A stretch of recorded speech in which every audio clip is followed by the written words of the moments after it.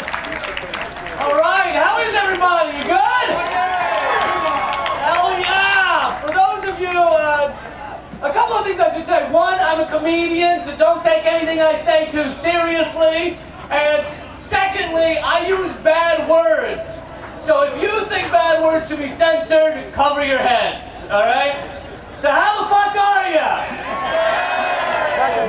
It's exciting to be here. One of the main reasons we're here, obviously, is to end the war in Afghanistan. And, you know, it's been widely reported that we're funding both sides of the war in Afghanistan. We're paying the Taliban's millions to let our trucks through so that we can fight the Taliban. We're losing a game of solitaire. Really, you know what this is? This is like when your drunk uncle would come up to you when you were 8, and he'd come up to you, he'd take your own hand and start smacking you in your face with your own hand, going, stop hitting yourself, stop hitting yourself, stop hitting yourself. That's Afghanistan, all right? Except there's no uncle. It's just us pounding ourselves repeatedly in the face and occasionally the balls and wondering why we can't win, all right? We're playing a game of Twister alone. We are. No wonder a scrappy group of insurgents in torn clothes and flip-flops are able to compete with the most powerful military in the world. They have us on their side. I think it's about time we moved Catch-22 to the non-fiction section of our libraries. It's insane. We need less money for smart bombs and more money for smart kids. You know, because our kids are fucking idiots. They are.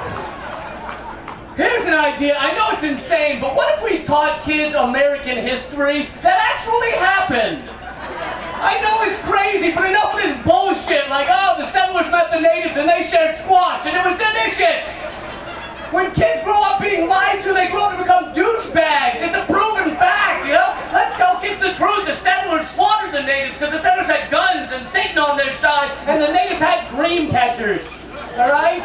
It's not easy to win a war when you're trying to stab someone with a peace pipe. You know, let's tell kids the truth for once, that the forefathers had slaves and Texas was stolen and Columbus didn't discover jack shit and your mom's not really in Canada, she's in Cleveland banging the guy who used to mow our lawn. You know, let's tell kids the truth, because bullshit does not make for a good foundation for a worldview. You know, you ever stood on a pile of shit? It's very slippery. It is. And here's something else. That dirty, unsettling history of America, at least it's interesting. At least the kids would be riveted. They'd be like, whoa, whoa, whoa, whoa, Jefferson was fucking who? And Woodrow Wilson was a white supremacist, and Abraham Lincoln was a manic depressive, and Jefferson was fucking who? Like, they would be hiding outside of class, under the bleachers, reading the steamy details of Ben Franklin banging a slew of French inventor groupies in his stagecoach after the Renaissance Man show, you know? And then they might think they could do something. They'd be like, hey, I'm screwed in the head. My heroes were screwed in the head. Maybe I can do something. Maybe I can land somewhere with 20 million inhabitants and say I discovered it. Really, we should teach kids real shit in school. We should teach them, rather than the crap we do teach them, we should teach them, you know, how to see a news broadcast and scream bullshit at their TV and hurl it out a window. You know, we should teach them that the real criminals in this world don't wear hoodies and ski masks. They wear Armani suits and neckties. They don't threaten you, they smile at you as they get you to sign a mortgage you can never fucking afford. Let's teach them that. Let's teach them how to have some sympathy, how to see a homeless person and give them some change or some heroin. You know, let's teach them sympathy rather than just teaching them, hey, in 5th grade dodgeball, throw the ball at the kid with the circus-like obesity and cross eyes, because he always dodges the wrong direction. You know, let's teach them real shit, and then we wouldn't end up with the Michelle Bachmans of the world, who recently, she recently said the Founding Fathers worked tirelessly to end slavery. Which is interesting since they couldn't end it on their own property. She expects us to believe George Washington woke up every morning, looked out his window, and was like, "Why won't you leave? Go free, you assholes!" The Tea Party, it's amazing. There's something amazing about seeing a politician stand in front of millions of people, thousands of people, and be like, "If elected, I will make sure you don't have health care." And they're like, "Yay!" Bet the other guy couldn't promise me that.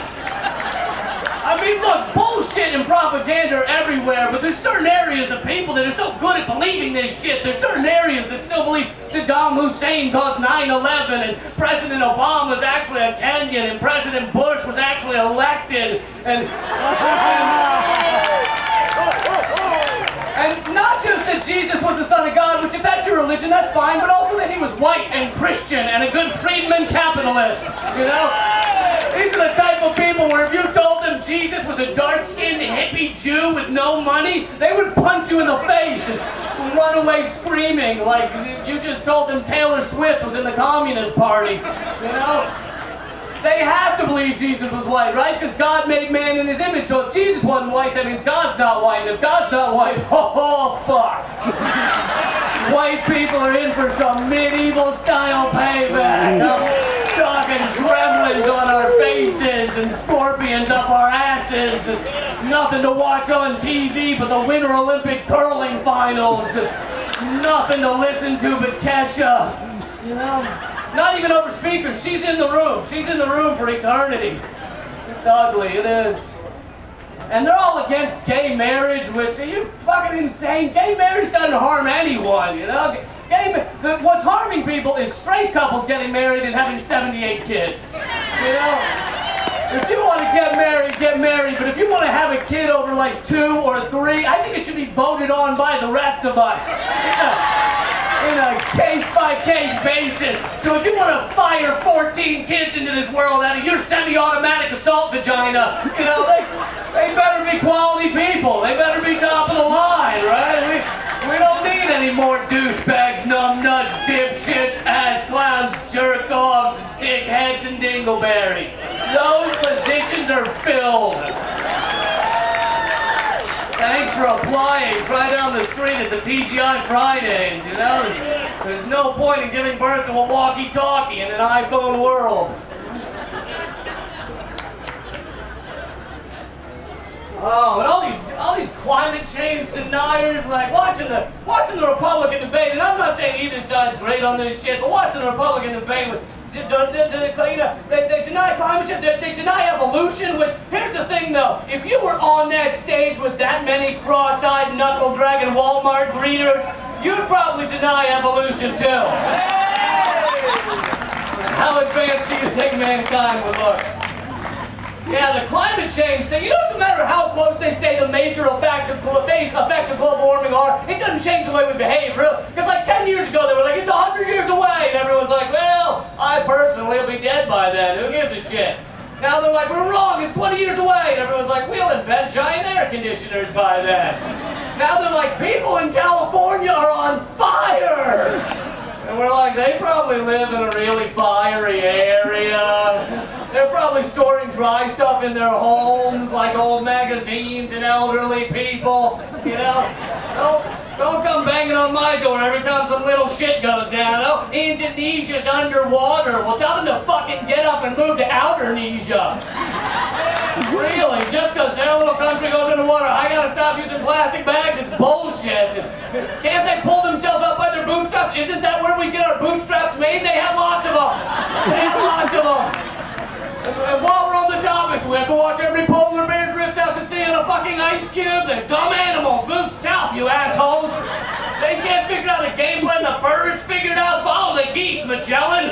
Jesus, you could be in Hawaii right now eating beautiful women with coconuts on their tits. And that's a well-rounded meal. That's meat and fruit on the same plate. But instead, you're going to stay up on a melting tundra playing hide-and-go-seek with a mischievous seal. No, we do though. We have to clean this shit up. You know, it's amazing. We don't go after the root causes of things, because like Like, so the Congress passed the Clean Water Act to keep our water clean in 2004, and then it came out last year. It's been violated 500,000 times by companies and factories, and 3% have been prosecuted. So we know who they are. We know who's dumping carcinogens in our water. And what do you do when a friend or family member gets cancer? You run the 5K, you wear the pink ribbons, and I'm not going to take that away. I just think we should run the 5K to the factory where they're dumping the shit in the water. Take all the pink ribbons, use those to tie up the CEO. Take all the change we made at the breast cancer awareness bake sale, put it in the end of a tube sock, and beat the shit out of the guy, right? Nothing excessive. Each of the 10,000 participants would get one swing of the sock. Nothing excessive. And we'd all attend that. A beat the flying fuck out of a cancer-causing CEO 5K. Who wouldn't attend that? We can clean up this stuff. I don't know, though. We obviously, though, our economy is sucked dry by corporations. It's absolutely amazing. And now those same people that caused the collapse in 2008 are richer than they've ever been. And now they're going after unions and going after teachers. Teachers benefit. Teachers are fucking heroes. Teachers deal with those little, right? They deal with those little shitheads every day, and they get paid less than the guy at the zoo in charge of making sure the hippos fuck. You know?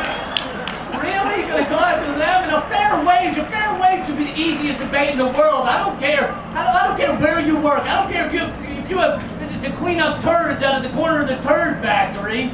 If you work full time, you should be able to afford to feed and clothe your kids, right? First of all, moral thing to do. Secondly, with the size of our kids, none of us want to see them half-clothed. You know? None of us want to see a 10-year-old boy's tits bouncing up and down on a sweaty summer day. Can't we get together as a country and buy that boy some pasties? You know, a couple of socialist nipple tassels. We could do that, right? Take care of this stuff. It is amazing, though, when you look at the looters in London, the rioters in London. Okay, so when they go and they set stores on fire and they steal stuff, we rightfully call them criminals and want them arrested. But when corporations loot the global economy, set houses on fire by way of foreclosure, cover their bases with shell companies, we raise them up as titans of industry. You know, we tell our kids to be like them. Well, we can clean this stuff up. We really can. You know why I like this movement? It's because this movement is a punch to the face of apathy. That's what it is. We're done with that shit. It's time to move on. And that's why it's such a privilege to be here, a privilege to be with you, and we can change this world. Hey guys, I want to keep in touch with you. Please look me up.